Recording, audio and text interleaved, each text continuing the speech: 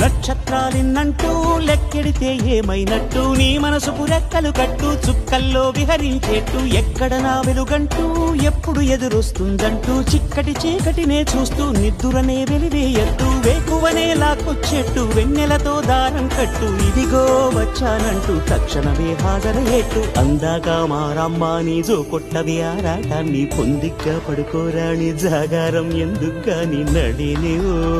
హరినివో తరుణివో మురిపించి ముద్దుల గుమ్మ